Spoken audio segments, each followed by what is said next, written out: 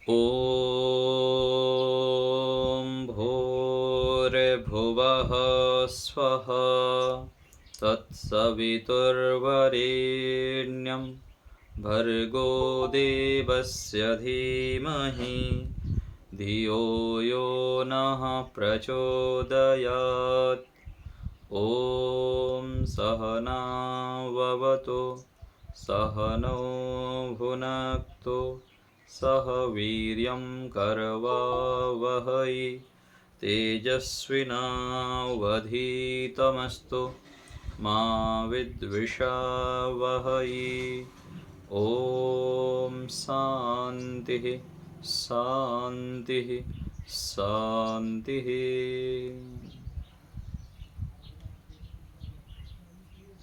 सभी को सादर नमस्ते। ईश्वर की महती अनुकंपा से हम इस समय आर्योद्देश्य रत्नमाला का स्वाध्याय करते हैं। आर्योद्देश्य रत्नमाला में हम कल पंचायतन पूजा आदि देखे हैं, विचार किए। जी माता जी कुछ बोल रही हैं? आचार्य जी, ये गुरु का ये चीज समझ में नहीं आई, जो वीर्य दान से लेके भोजन आदि करा के पालन करता है, तो इसका ये वीर्य दान से लेके ये क्या मतलब है? माता पिता को भी गुरु, इससे पिता को भी गुरु कहते हैं, बोल दिए ना। शरीर जो निर्माण होता है हमारा, वो तो पिताजी की ओर से होती है ना।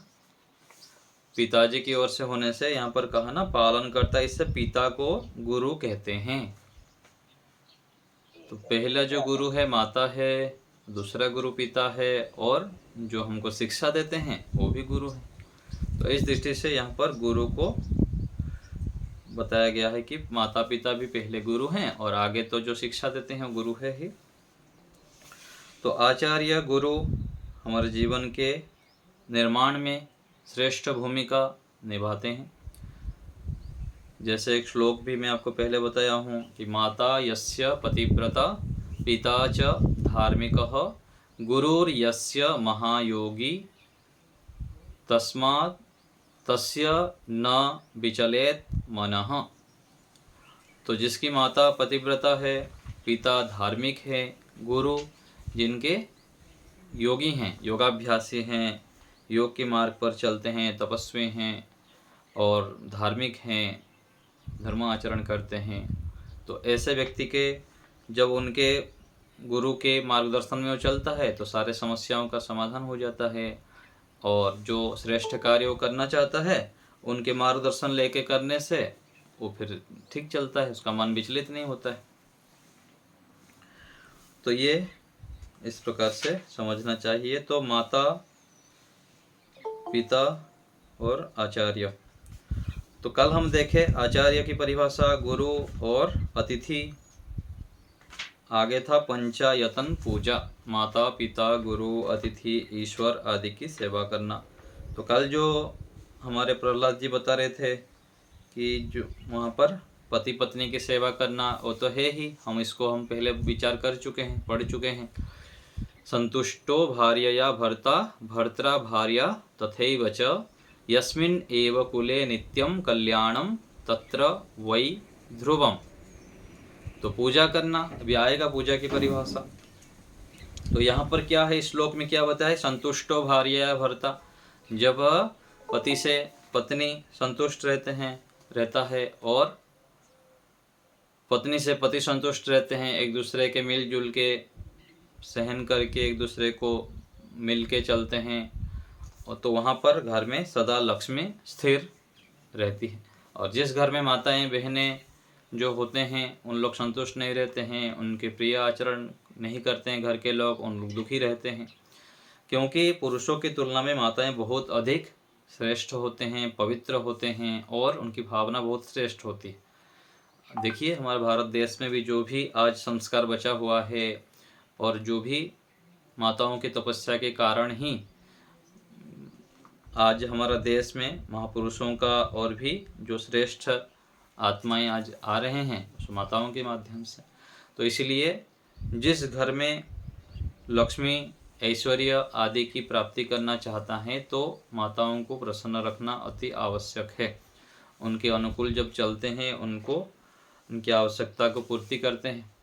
कई बार अधिकांश जो देखा जाता है पुरुष ही माताओं के ऊपर अत्याचार करते हैं, उनको टॉर्चर करते रहते हैं, क्योंकि वो सहन कर लेते हैं। यदि वो भी उस प्रकार से पुरुषों की तरह व्यवहार करने लग जाए तो फिर यहाँ युद्ध चलने लग जाए। तो ये मनुस्मृति का श्लोक है कि जिस कुल में पति पत्नी एक दूसरे से संतुष्ट रहते हैं। कई बार दोनों क्या है, एक दूसरे को दोष देते रहते हैं, ये ऐसा कर रहा है, वो ऐसा कर रहा है। अधिकांश प्रयास करना चाहिए कि जो घर की बातें हैं, पति पत्नी की बातें, वो दूसरों को ना बताए, बाहरी लोगों को, कि बाहरी व्यक्ति आके वो आपको समझेगा नहीं, वो और भी मजा लेंगे आपकी बातों को। और जब एक दूसरे सुख में साथ में रहते हैं तो दुख के समय थोड़ा सा धैर्य रख लें।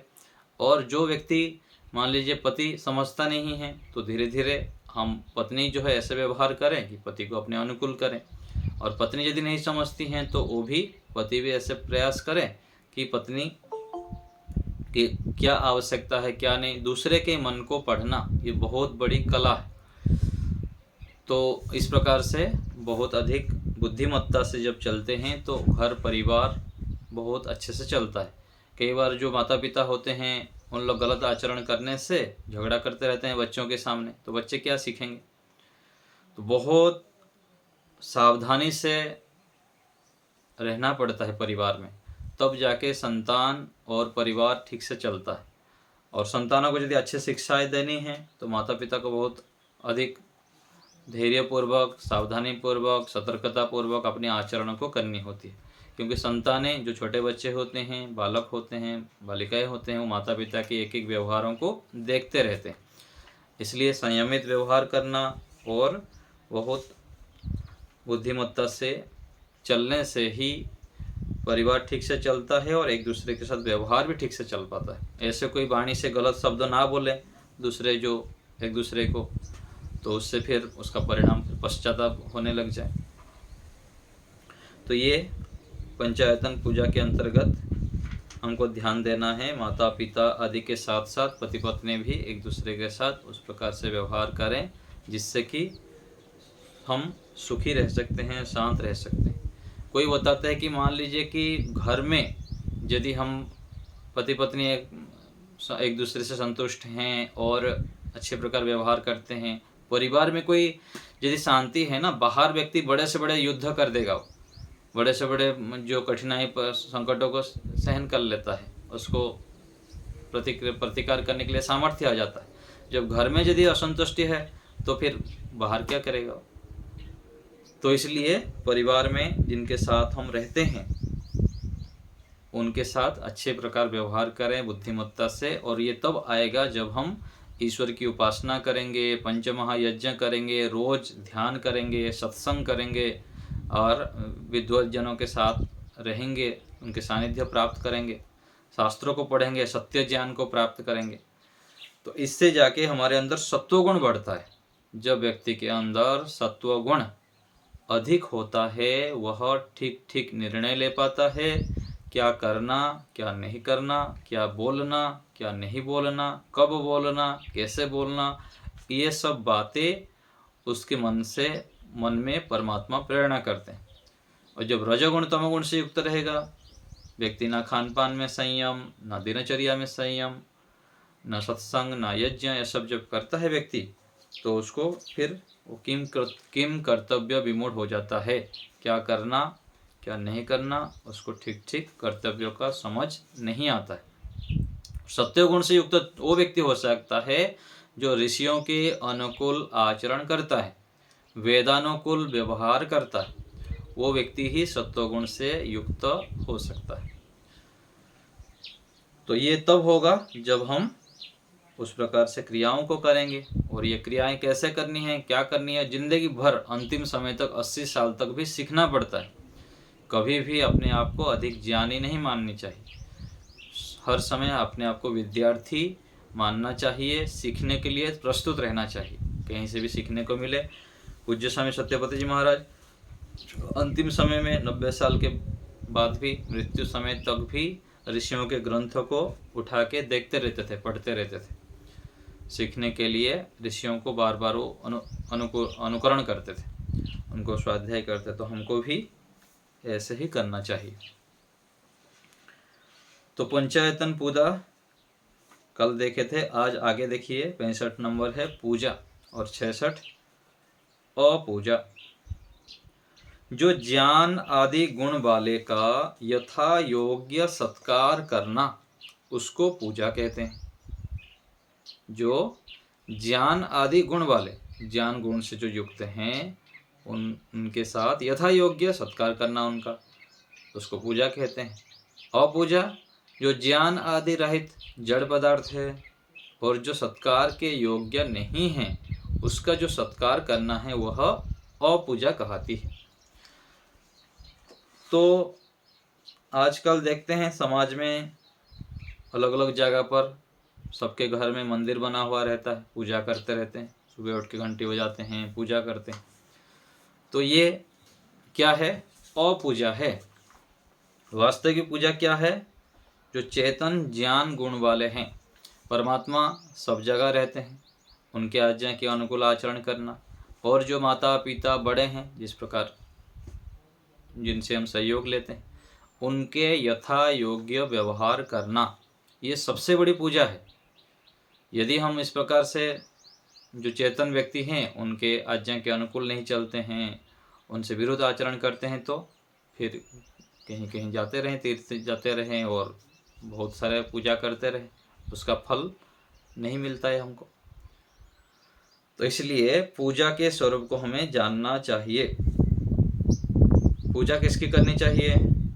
हम ईश्वर स्तुति प्रार्थना में क्या गाते हैं? य आत्मदा बलदा यस्य विश्व उपासते प्रशिशम यस्य देवाः। तो परमात्मा की पूजा करनी चाहिए। परमात्मा कैसे हैं? कोई विद्वान एक बार वर्णन कर रहे थे, हमारा तो आधार कार्ड है, परमात्मा का आधार कार्ड क्या है? ईश्वर की आधार कार्ड। तो इस मंत्र में बताया गया कि परमात्मा का आधार कार्ड क्या है, उनका पहचान कैसे करेंगे ईश्वर का। हमारा पहचान कैसे करता है? कोई आधार कार्ड देखते हैं, पैन कार्ड देखते हैं, लाइसेंस देखते हैं, वोटर कार्ड देखते हैं, फिर हमारा नाम उसमें देख के पता लगता है। तो वेद मंत्र में ये परमात्मा का परिचय कैसे करेंगे, वो कैसे हैं ईश्वर, उनकी परिचय इस मंत्र में है। क्या बताया गया? य आत्मदा, जिसकी हम पूजा करेंगे, जिसकी हम सत्कार करेंगे, जिनसे हम लाभ लेंगे, वो कैसे हैं? आत्मदा, आत्मज्ञान को देने वाले हैं। और क्या है? बलदा। ऋषि दयानंद जी इसका क्या अर्थ किए हैं? बलदा का शरीर, आत्मा और समाज के बल को देने वाले। तो जिनकी हम पूजा करें, किसकी पूजा करें? वास्तविक पूजा इनकी करें, जो कि आत्मज्ञान की देने वाले हैं, आत्मज्ञान को देने वाले हैं, और शरीर, आत्मा और समाज के बल को देने वाले हैं, उनकी हम पूजा करें। और यस्य विश्व उपासते, जिसकी सारा विश्व उपासना करता है, उपासना करते हैं। कैसे करते हैं? उनके स्वरूप को जान के भी, नहीं जान के भी, अलग अलग रूप से उनकी उपासना करते हैं, किंतु करते हैं सारे विश्व। जितने भी नास्तिक से नास्तिक व्यक्ति हो, कई बार क्या होता है, बड़े से बड़े कठिन आ जाए तो उनको याद करता है। क्यों याद करता है? कि जानता है कि कोई ना कोई है पास में, उनको विस्मरण करता है। गड्ढे के अंदर मान लिया गिर गया, 20 फुट के गड्ढे के अंदर, वहाँ पर कोई सुनेगा नहीं तो किसकी वो प्रार्थना करता है? जितना भी पता है उसको उनकी उपासना करता है, उनको याद करता है। तो यस्य विश्व उपासते प्रशिशम यस्य देवाः। ये भी तो है ना कि वो परमात्मा हमें शरीर प्रदान करता है जिससे हम अपनी अनुभूति कर सकेंगे मैं कौन हूँ। हाँ, वही तो बताए ना माता जी कि जो आत्मज्ञान का देने वाला है, तो आत्मज्ञान का देने वाला अनुभूति कैसे करेंगे हम? परमात्मा के द्वारा ही तो करते हैं ना। ईश्वर के द्वारा हमको दिया गया है साधन, उसके माध्यम से तो हम कर रहे हैं, वही हमको आत्मज्ञान देता है। और शरीर, आत्मा और समाज के बल को भी देते हैं ईश्वर, है ना। तो ये ऐसे ही परमात्मा है, और जिसकी सारे विश्व उपासना करते हैं, प्रत्यक्ष अपरोक्ष रूप में, अप्रत्यक्ष के रूप में। और प्रशिशम यस्य देवाः, जो देव हैं, दिव्य गुण से युक्त हैं, महान व्यक्ति हैं, उन लोग जिनकी आज्ञा में चलते हैं, उनकी हम पूजा करें। तो जो श्रेष्ठ बनना चाहता है अथवा श्रेष्ठता को और बढ़ना चाहता है, वो कैसे है? यही है वशिषम यस्य देवः, जिनकी आश्रय में, जिनके आज्ञा का पालन देव विद्वान ऋषि लोग करते हैं, वैसे जब हम करने लगेंगे, उनकी पूजा हम करेंगे, तो हम भी ऐसे बन जाएंगे। और किसकी पूजा करें? यस्य छाया अमृतम, जिनकी हम पूजा करना चाहते हैं, उनकी जो पूजा करेंगे जिस परमात्मा की, वो क्या होगा तब? यस्य छाया अमृतम, उस ईश्वर के जब आश्रय में हम रहते हैं तो अमृत अर्थात सुख मिलता है। जो भी व्यक्ति आज समाज राष्ट्र में जितने भी मात्रा में ईश्वर की आज्ञा का पालन करता है, वो सुख को प्राप्त करता है, अमृत को प्राप्त करता है। और यस्य छाया अमृतम यस्य मृत्युः, जिनकी अछाया मतलब परमात्मा के आज्ञा का जब पालन नहीं करते हैं तो क्या होता है? मृत्यु, दुख की प्राप्ति होती है। हम देखें अपने जीवन में निरीक्षण करके, जितना जितना हम ईश्वर की आज्ञा के अनुकूल चलते हैं, उतना परमेश्वर हमको बड़े से बड़े सुख शांति ऐश्वर्य प्राप्त करते हैं, किए हैं, अभी भी कर रहे हैं।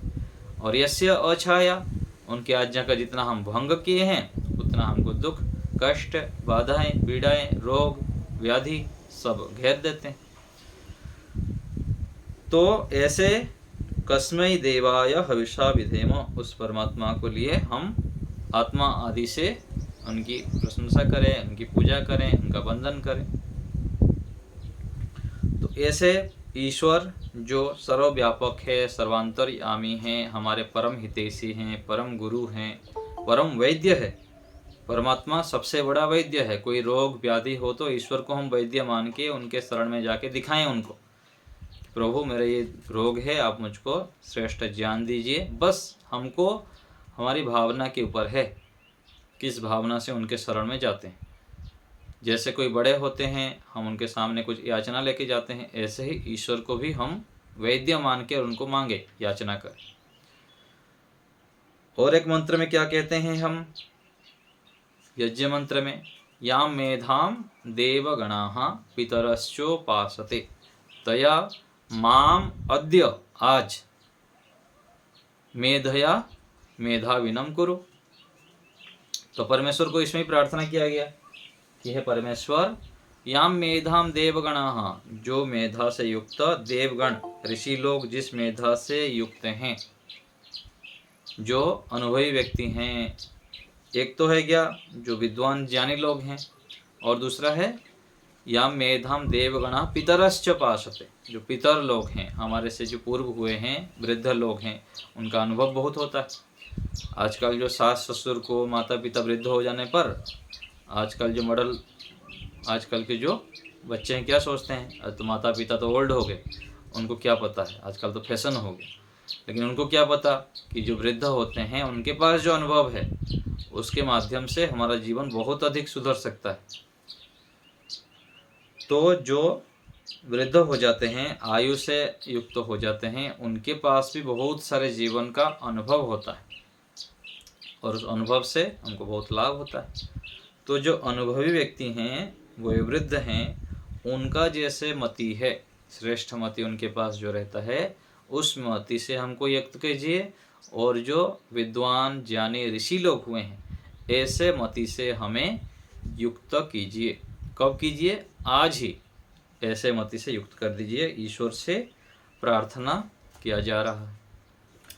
तो ऐसे जो परमात्मा हैं, जिनकी ऋषि लोग, विद्वान लोग पूजा किए हुए, हमको भी उस परमात्मा ज्ञान आदि गुण वाले की पूजा करनी चाहिए। और यहाँ भी ईश्वर के अलावा जितने भी विद्वान हैं, ज्ञानी व्यक्ति हैं, श्रेष्ठ आचार्य, सन्यासी आदि हैं, उनका भी सत्कार करनी चाहिए, पूजा करनी चाहिए। तो ज्ञान आदि गुण वाले का ही पूजा करने से हमको लाभ होता है। नहीं तो जो जड़ है उसकी पूजा करेंगे तो क्या होगा, हमारी बुद्धि जड़ हो जाएगी। हमारे पूज्य स्वामी जी महाराज स्वामी विवेकानंद जी एक उदाहरण देते हैं कि मान लीजिए कि किसी को हम जा रहे हैं रास्ते में, किसी को हम नमस्ते किए, नमस्ते हम किए, तो हम नमस्ते करने के बाद उसकी ओर से कोई उत्तर आया नहीं, हम चल पड़े। हम सोचे चलो कोई अन्य मनस्क होगा और देखा नहीं होगा इसलिए नहीं बोले। फिर दूसरे दिन ऐसे जा रहे हैं रास्ते में, फिर उनको नमस्ते किए, वो कुछ भी उत्तर दिए ना। ठीक है ना। फिर सोचे कि चलो कोई बात नहीं, आज भी देखे नहीं होंगे, कुछ काम में होंगे, चले गए। फिर तीसरे बार अब जा रहे हैं, तीसरे दिन और को भी एक दिखा दिया आपको, फिर तीसरे दिन ऐसे ही हुआ, तब भी नहीं किया। तो चौथे दिन जो बुद्धिमान व्यक्ति है वो नमस्ते करेगा क्या? जो बुद्धिमान है, थोड़ा ज्ञान वाला, वो नहीं करेगा, क्योंकि उसकी ओर से कोई उत्तर ही आ नहीं रहा। और ऐसे ही जो जड़ वस्तुएं हैं उनको हम 40 सालों से नमस्ते कर ही रहे हैं, ना उनकी ओर से कोई उत्तर ना कुछ, हम नमस्ते ही करते जा रहे हैं और भक्ति करते जा रहे हैं। तो इससे क्या होता है, फिर जड़ हो जाता है बुद्धि। परमात्मा की उपासना करिए, ध्यान में बैठिए, जब चेतन की उपासना करते हैं, उनकी पूजा करते हैं, तो उनकी ओर से हमको ज्ञान आदि प्राप्त होता है। इसलिए बहुत बुद्धिमत्ता से जो वेदोक्त ईश्वर का स्वरूप है उसको जानना और उनसे लाभ उठाना चाहिए। और हमारा सौभाग्य है कि हमको वैदिक मार्ग पर चलने का अवसर मिला है, और ईश्वर ने बुद्धि दिए हैं हमको, जो ईश्वर से लाभ लेना है उसको लाभ ले लेना चाहिए। हमारे पास जो इतने बड़ी चेतन सत्ता, हमारे हितैषी हमारे पास हैं, तो हम उनकी उपासना क्यों नहीं करें, उनसे क्यों ना लाभ लें। तो जब व्यक्ति ईश्वर का उपासना करता है, रोज ध्यान करता है, ध्यान में ईश्वर से बात करता है, तो विशेष लाभ होता है। इसलिए प्रत्येक दिन ऋषियों ने विधान किए हैं कि ब्रह्म यज्ञ करने के लिए नित्य प्रातः सायं ईश्वर का ध्यान करना, उनको धन्यवाद करने, कृतज्ञता अर्पित करना और उनसे प्रियता योग्य लाभ लेना। ऐसे पूजा हमें करनी चाहिए। तो ये चेतन गुण से युक्त हैं, ऐसे परमात्मा से, ईश्वर से हमें लाभ लेना चाहिए। और ईश्वर के बाद जो श्रेष्ठ यहाँ पर विद्वान जन हैं, सज्जन हैं, उनसे भी हमें लाभ लेनी चाहिए, उनकी पूजा करनी चाहिए। पूजा अर्थात यथा योग्य सत्कार। ऋषि दयानंद जी लिखते हैं, आर्य समाज के नियम में सबसे प्रीतिपूर्वक धर्मानुसार यथा योग्य वर्तना चाहिए। प्रीतिपूर्वक, धर्मानुसार और यथा योग्य सबसे जो व्यवहार करते हैं, तब हम सबसे लाभ ले पाते हैं। तो ये सब जगह लग जाएगा, पति पत्नी में, संतानों में और बाह्य संबंधों में भी। आगे है जड़ चेतन। अच्छा, यहाँ एक छूट गया, पूजा में एक श्लोक था, आपको बताना था मेरे को। पूजा में आया था कि अपूज्या यत्र पूज्यन्ते पूज्यानां च व्यतिक्रमः त्रीणि तत्र प्रवर्तन्ते दुर्भिक्षं मरणं भयम्। अपूज्य यत्र पूज्यन्ते, जहाँ पर अपूज्य जो है, पूजा करने योग्य नहीं है, उसको हम पूजा करने लग जाते हैं, उनको सत्कार करने लग जाता है, तो फिर क्या होता है, वहाँ पर व्यतिक्रम हो जाता है। जो लाभ लेना था वो लाभ क्या मिलेगा, उसके बदले में फिर लेने को देने पड़ जाता है। तो इसलिए जो पूजा करते हैं, सत्कार करते हैं, जिसकी हम सम्मान करते हैं, बहुत सोच समझ के बुद्धिमत्ता से करना चाहिए। मान लीजिए घर में किसी को नौकरी में रख लिए आप, उनकी यथा योग्य सेवा कर रहे हैं, उनके सारे ये कर रहे हैं, और जबकि देखें कि वो चोरी करता है और ये योग्य नहीं है हमारे घर में सेवा करने में, तो क्या होता है, फिर उससे हानि उठा लेता है। ऐसे ही बड़े बड़े जो पाखंड करते हैं गुरु लोग, है ना, कोई कुछ को अपने आप को गुरु मानते हैं, परमात्मा बोलते हैं, और कोई कृपा करता है, और बहुत सारे देखें।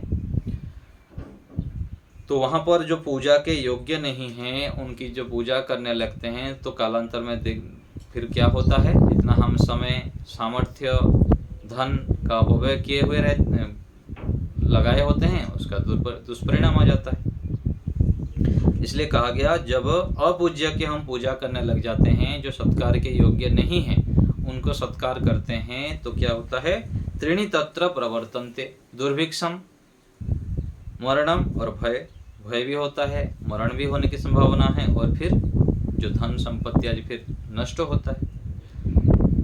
तो इसीलिए पूजा बहुत सोच समझ के यथा योग्य ही करना चाहिए। व्यवहार में भी हमको यह ध्यान देना है और जितना उनके योग्य है उस प्रकार से उनको सम्मान देनी चाहिए और उनसे फिर यथायोग्य लाभ लेनी चाहिए। ठीक है, तो इस प्रकार से पूजा और अपूजा को हमको समझना चाहिए। जो पूजा करने योग्य नहीं है उनसे दूर रहना, उनसे केवल बस उपेक्षा करनी, ना द्वेष करनी है ना घृणा करनी। और जो पूजा के योग्य है सबसे प्रीतिपूर्वक हमको याद व्यवहार करनी चाहिए और उसके लिए हमको पहले अपने आप को मजबूत करनी है। जब हम शुद्ध होते हैं, पवित्र होते हैं और स्थिर होते हैं, एकाग्र होते हैं, तो फिर आगे क्या करना क्या नहीं करना निर्णय परमात्मा की ओर से प्रेरणा होती है। ईश्वर को कहा गया परमात्मा अंतर्यामी प्रेरक है। प्रातःकालीन मंत्र में आप पढ़ेंगे, संस्कार विधि में ऋषि दयानंद जी जो अर्थ लिखे हैं प्रातःकालीन मंत्र के, उसमें एक शब्द आता है परमात्मा अंतर्यामी प्रेरक है। तो परमात्मा प्रेरणा तो सबको देते हैं, लेकिन विशेष प्रेरणा किसको देते हैं? जो उनके आज्ञा के अनुकूल चलते हैं। तो हम जब ईश्वर के आज्ञा को अनुकूल चलेंगे, पुरुषार्थी बनेंगे, यज्ञ करेंगे, दान करेंगे, पंचमहायज्ञ का पालन करेंगे, तो फिर ईश्वर हमारे हृदय में प्रकट होंगे। प्रकट अर्थात अंतर्यामी रूप से हमको प्रेरणा देंगे क्या करना क्या नहीं करना। तो इस प्रकार से चेतन की हम पूजा करें और जड़ से भी यथा योग्य लाभ लें। जो वस्तुएं हैं उनका प्रयोग करना। तो ऐसे हमें पूजा और अपूजा के विषय में समझना चाहिए। तो आज यहीं रखते हैं।